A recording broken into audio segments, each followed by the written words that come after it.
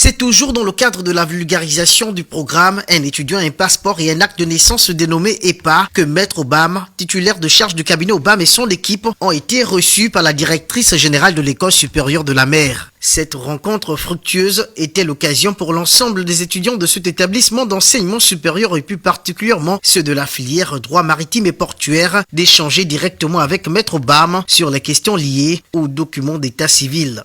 Je ne savais pas qu'il était possible pour des étrangers, par exemple un enfant qui a un père et une mère qui sont des étrangers, c'était possible pour l'enfant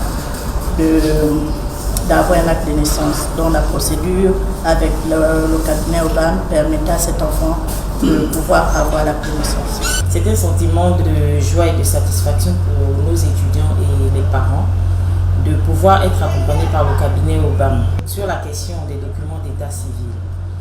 Aussi pour notre établissement, c'est une opportunité pour la demande d'un partenariat, tisser un partenariat avec le cabinet Obam dans le cadre de nos étudiants en fin de cycle pour des stages, surtout la filière droit maritime et portuaire. La campagne de proximité avec les élèves, les étudiants et l'ensemble des populations gabonaises est une façon pour Maître Obam de contribuer à son niveau au processus de développement impulsé par le président de la transition, Brice Clotaire Oligui Nguema. Alors, il faut rappeler que la responsabilité de l'appartenance nationale est ce qui devrait interpeller chacun de nous. Nous sommes à l'ère de la transition. Une transition, je veux dire de mentalité. Une transition, je veux dire participative. Il faudrait mettre en place des mécanismes pour pouvoir, n'est-ce pas, être au service du plus grand nombre.